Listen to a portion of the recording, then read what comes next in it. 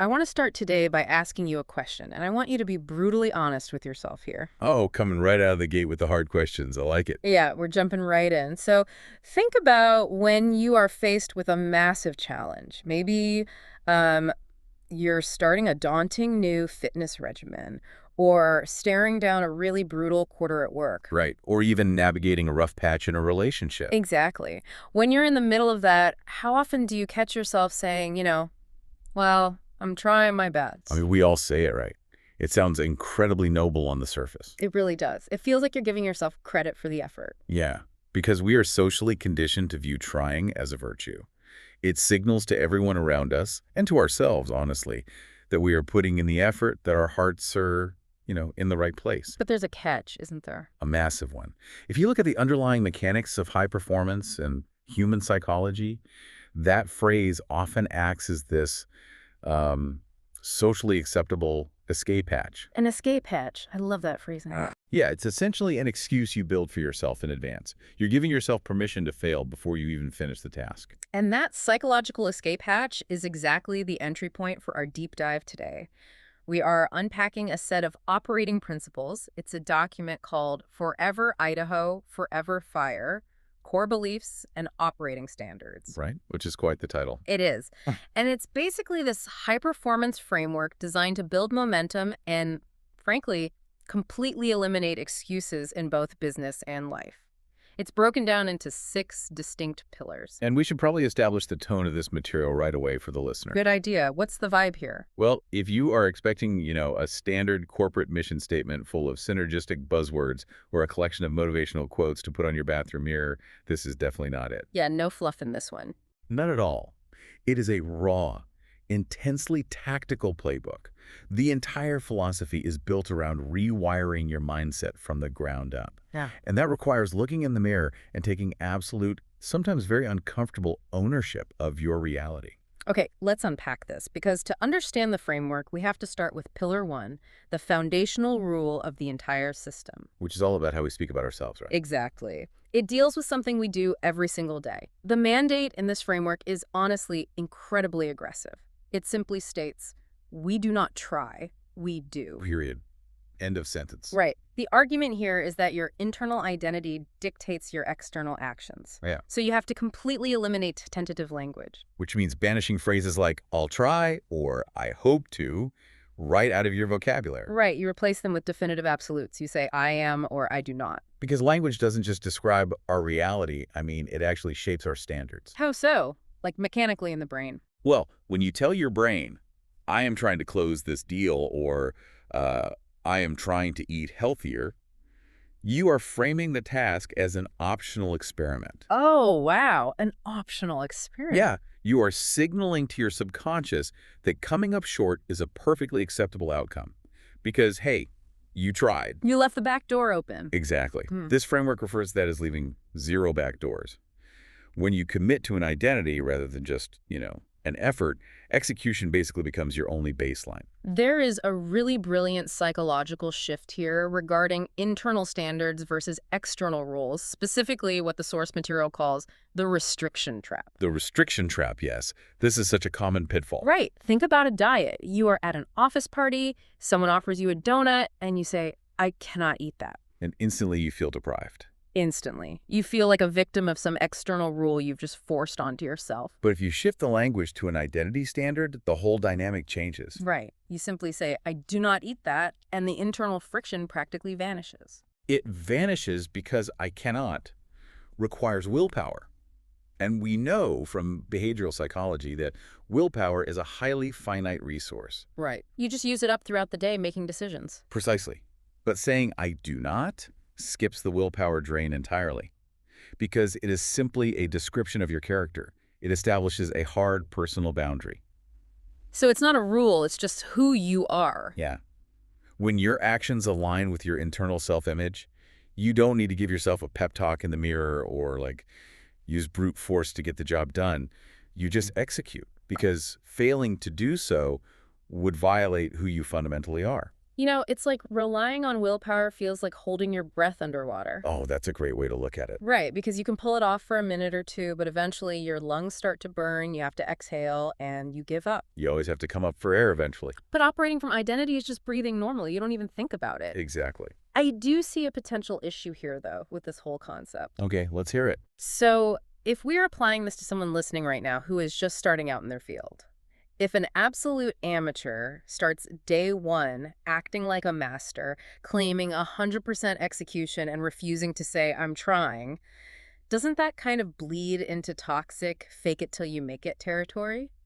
I can see why it sounds like that. I mean, it feels inauthentic to claim mastery when you clearly don't have it yet, right? What's fascinating here is that the text actually addresses this friction head on. The distinction the philosophy makes is critical. You don't scale the standard, you scale the volume. Wait, you don't scale the standard, you scale the volume. So the expectation of perfection doesn't change, just the scope of what you're actually doing. Exactly. Consider a beginner and a master in a gym. They both share the exact same standard of 100% execution. Okay, I'm tracking with you. The beginner doesn't compromise their form just because they are new. They claim that standard of excellence while lifting a 10-pound weight, whereas the master is lifting a 100-pound weight. Ah, I see. The volume is vastly different. The capacity is completely different. But the internal commitment to showing up and executing without negotiation, that's identical. That makes a lot of sense. You don't caper into an identity. Right. You don't spend 6 months slowly becoming someone who doesn't quit. You make the decision on day one, and you use your daily low-volume actions to prove to yourself that the identity is real. You just rip the bandage off. That really reframes things completely. The standard is the floor and not the ceiling. The absolute floor, yes. But let's play out the reality of living this way, bringing us to Pillar 5. You adopt this uncompromising identity, you set your standard at 100%, and then, well, life happens. As it always does. Right? The market crashes. A massive contract falls through at the last second, or like a literal storm damages a property you're trying to sell. And this brings up the concept of absolute accountability. Exactly. The framework has a strict zero-excuse policy, meaning market conditions, extreme weather, shifting interest rates, or even just difficult personalities, they are never valid excuses for failure. Never. Because the moment you blame something else, you surrender your power. So you're saying the second you point your finger at an outside force for a failure, you give away your control over the situation. That's the core argument here. Amateurs look outward for reasons why they failed. Professionals look inward. It's all about ownership. Total ownership. When you take complete ownership of the problem, regardless of who is technically at fault, you retain the authority to actually fix it. Okay, wait, I have to push back on this a little bit. Go for it. If I own everything, including, say, a sudden spike in interest rates that kills my business or a literal hurricane, doesn't that just lead to a massive complex of guilt and anxiety? That's the instinct, yeah. Right, because if I have to look in the mirror and say, that hurricane ruining my deal is my fault, that feels like a recipe for a mental breakdown, not high performance. This raises an important question, and it's honestly the most common misunderstanding of extreme accountability. Okay, clarify it for me. You have to separate the event from the response. You do not control the macroeconomy. You don't control the weather. So I'm not to blame for the hurricane. No, of course not. What you control is everything that dictates your trajectory moving through those events. Your work ethic, your preparation, your attitude, your resourcefulness. So I don't own the storm, I own my preparation for it. Exactly. You own your preparation for the storm and your pivot after it hits. Okay. So if a transaction hits a wall because of a sudden economic shift, I don't blame the economy, but I also don't blame myself for the economy existing. Right. You examine your preparation. Did I have contingencies in place? Did I communicate the risks to my client early enough? Yes. You focus all your psychological energy strictly on what was directly controllable. And there is a specific mental pivot you have to make the second things go sideways here. Which is so crucial because most of us default to asking, why did this happen? Oh, all the time. We sit in our office, stare at the canceled contract, and just spin out in frustration. But the framework demands you stop asking why and immediately ask, who has the answer and what is the fastest way to solve this? Stop analyzing the unfairness of it all. Exactly. Sitting around analyzing the unfairness of a situation produces zero tactical value. The clock in your recovery starts the exact moment an issue surfaces. I love that. The clock starts immediately. And paying attention to the phrasing of that pivot is crucial too. Who has the answer? Because accountability does not mean isolation. Right. Taking ownership doesn't mean you lock yourself in a room and punish yourself until you magically invent a solution. Actually, staying silent when you don't know the answer is a profound failure of accountability according to this framework. That brings us to the concept of the extended bench. You are supposed to aggressively tap into your network. Mentors, brokers, lenders, experienced peers, you use all of them. You reach out, you find the objective truth of the situation, and you bring the solution back to the table. Total ownership means ensuring the problem gets solved, not that your ego gets to claim credit for solving it all by yourself. It is a massive shift from passive suffering to proactive problem solving. You own the responsibility of seeking the guidance required to overcome the obstacle. Okay, so we've dialed in the language of identity, and we understand the mechanics of total ownership when things go wrong. We've got the foundation. But how do you actually generate the energy to live like this day in and day out? Because, frankly, it sounds exhausting. It requires a lot of fuel, that's for sure. And here's where it gets really interesting. Pillar 4 introduces this idea of the momentum flywheel. The premise is that life is not a passive ride. No, you aren't a passenger waiting for motivation to strike or for luck to finally turn your way. Right. The passive cycle is where most people get trapped, right? Oh, absolutely. They wait to feel motivated before they act. They wait for the perfect circumstances. But a massive iron flywheel doesn't start moving because you wait for a breeze. Not at all. It starts at a dead stop. Yeah. It is cold, it is incredibly heavy, and you have to step up and physically force it to turn through deliberate, uncomfortable action. And to generate that initial uncomfortable force, there is a very specific daily requirement in the text called the morning stack. The morning stack. This is where the rubber meets the road. You start every single day with 2 non-negotiable foundations: physical movement to wake up the engine, and learning something valuable to feed the mind. Sweat and study. The imagery used to explain this in the source is just striking. Yeah, walk us through that. Imagine a massive wooden water wheel at an old mill. The physical effort, the sweat, the strenuous movement that acts as the paddle of the wheel, it unsticks the rusted machinery. Okay, I can picture that. But the knowledge, the deep studying of your craft, analyzing market data, mastering contracts, the knowledge is the water. Oh, that makes so much sense when you look at how human biochemistry interacts with our goals. Right. The physical discipline, getting your heart rate up, flushing cortisol, releasing dopamine, that gets the wheel unstuck. But pouring that daily current of targeted learning over the paddles is what actually gives the machine sustained crushing power. Exactly. If you just work out, you're pushing a dry wheel. You have energy, but no direction. Action without knowledge is just thrashing around. And on the flip side, knowledge without action is just stagnant water sitting in a reservoir. You really need the combination of both to create that dual force. And when you lock in that morning routine, you fundamentally eliminate decision fatigue, don't you? Absolutely. You aren't standing in your kitchen at 6 a.m. debating if you feel motivated enough to push the wheel today. You just run the play. The schedule is predetermined. Yes. And Pillar 3 talks about outworking the standard. The resistance of that first turn is brutal, whether it's getting out of bed or making the first cold call of the day. Anyone who has ever tried to push a stalled vehicle knows this feeling. Oh, definitely. Those first few feet are absolute agony. Your quads are burning, your hands are slipping, and the tires are barely rotating an inch. It feels impossible. But once you get that mass rolling at even a slow walking pace, the physics entirely flip. The momentum of the vehicle actually starts carrying you forward. That's the beauty of it. Consistent pressure changes the dynamic.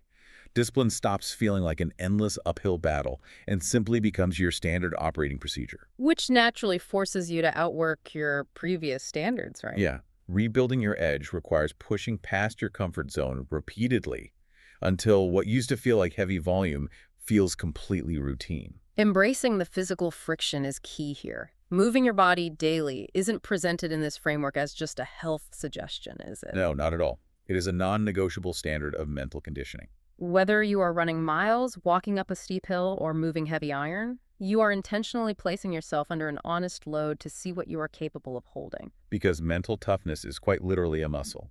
If you do not deliberately strain it, it will atrophy. So the friction you experience during a grueling workout, the sore muscles, the lungs burning, the urge to quit, All of that is temporary physiological feedback.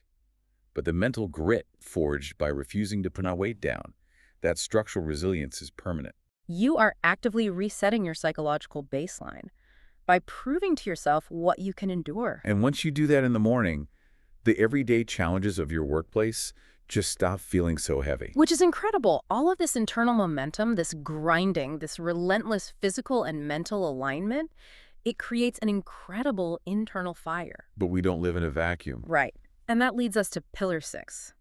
How does a person operating at this intensity interact with clients, their family, or their competitors without coming off as a complete maniac? Yeah, you don't want to be the person just screaming at everyone to execute. Exactly. The framework points to direct and grounded authenticity. Operating from true authority means you don't need a gimmick. You don't need to project performative confidence or rely on rehearsed sales scripts. The philosophy demands that you drop the salesperson mask entirely. Clear over clever, real over polished. Which is a relief, honestly. I think about how exhausting it is to wear a professional mask all day, trying to sound like what you think an expert should sound like. It takes so much unnecessary energy. This system says to communicate directly, without the fluff. Give the straight answers, especially when the truth is tough for the client to hear. You let your high-level production prove your point for you. Insecurity brags and uses jargon. True capability delivers the result and stays perfectly calm.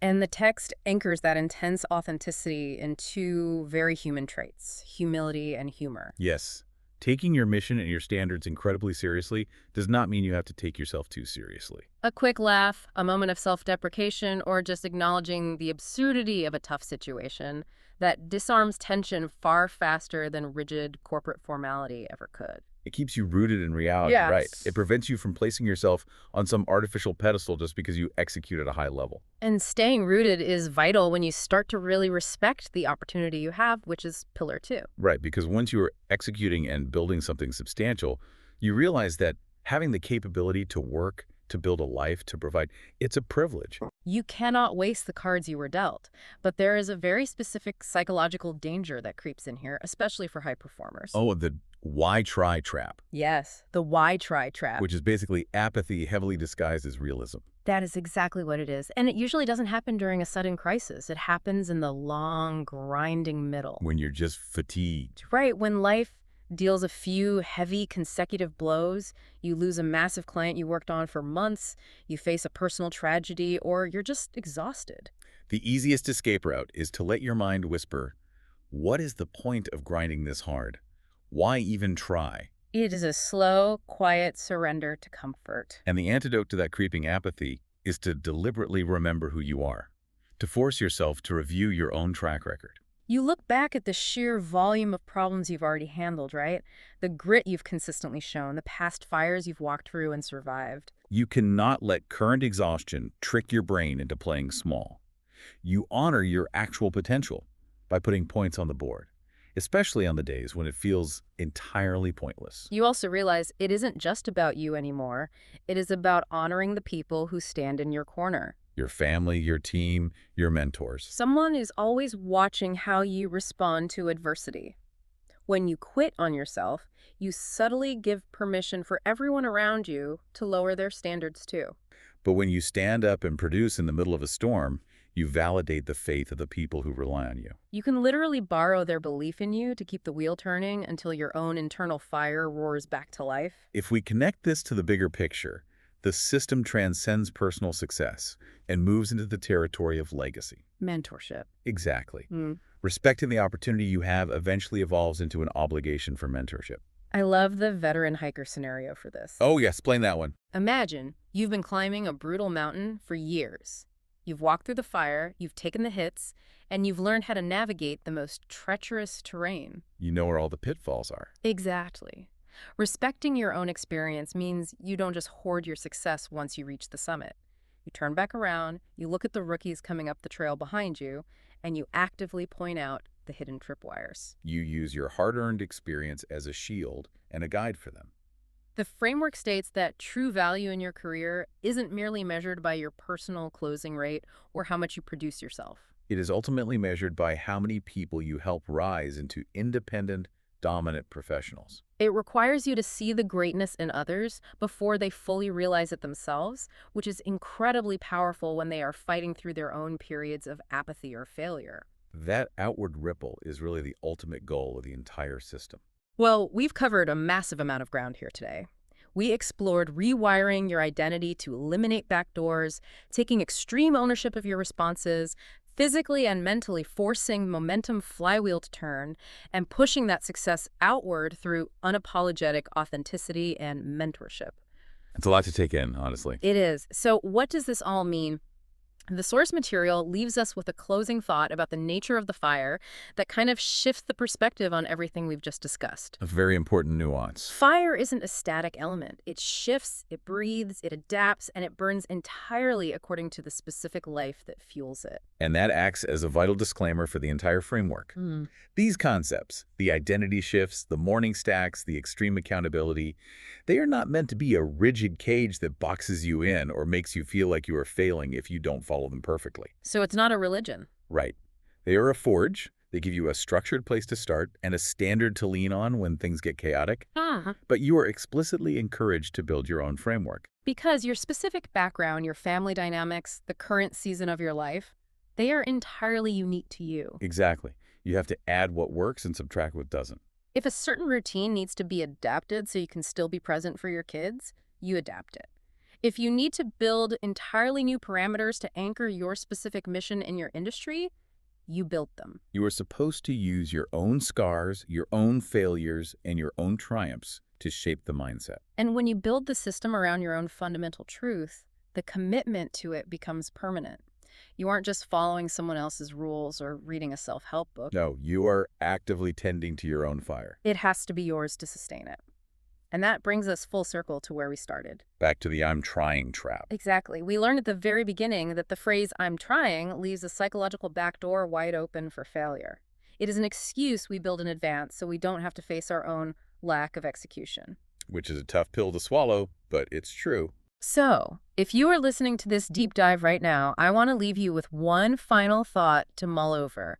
Take a hard, completely honest audit of your life today. Look closely. What is the one specific goal, the one strained relationship, or the one professional standard where you are secretly relying on that I'm trying backdoor? Find it. And more importantly, what would actually happen if you permanently sealed it shut today?